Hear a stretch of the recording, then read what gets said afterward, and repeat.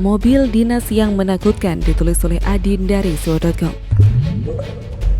Mobil dinas merupakan mobil yang diberikan kantor atau instansi kepada seseorang untuk dipakai demi kepentingan kantor atau masyarakat. Tujuannya untuk memudahkan seseorang dalam melaksanakan tugasnya. Mobil dinas ini pun ternyata bisa menjadi simbol lain. Mobil dinas bisa jadi simbol adanya masalah atau pelanggaran hukum di tempat tertentu.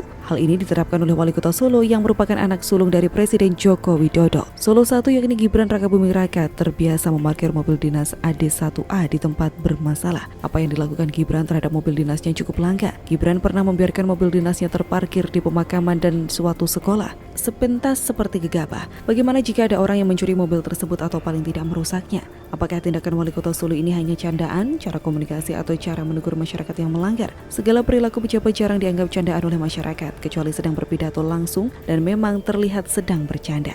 Semua perilaku yang pejabat lakukan memiliki makna dan memiliki tafsir tertentu. Menurut tulisan Dr. Muhijab MA, Presiden Soeharto menggunakan strategi controlling style communication atau mengendalikan komunikasi dengan memilih diksi khusus untuk persuasi, mengontrol, memaksa atau mengancam seperti diksi gebuk, awas bahaya laten, mikul dhuwur mendem jero, dan lain-lain. Kemudian Presiden SBY juga menerapkan gaya berretorika. Sementara Presiden Jokowi menerapkan gaya sedikit bicara tapi banyak terjun langsung ke masyarakat atau equalitarian style. Gibran Rakabuming sendiri saya kira sekarakter dengan Presiden Jokowi. Sebagaimana kita ketahui, Presiden Jokowi tidak termasuk orang yang cerewet alias banyak omong. Saya kira lebih bagus karena orang yang terlalu banyak bicara energinya bisa habis hanya sekedar untuk bicara. Sedangkan tidak semua pekerjaan bisa beres hanya dengan pandai berbicara.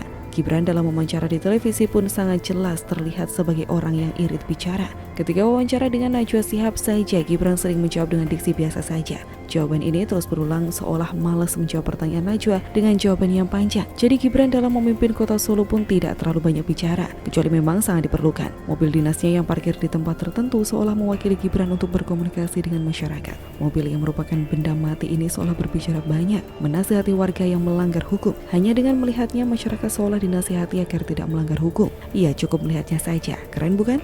Gibran sangat terlihat tak ingin banyak bicara mengumbar omongan tak karuan. Hal ini dapat terlihat dari jawaban atas pertanyaan wartawan apakah strategi memarkir mobil di lokasi makam itu sebagai bentuk kehadiran dirinya. Gibran menjawab, kayak begitu kan tidak perlu saya jelaskan. Bisa ditangkap sendiri.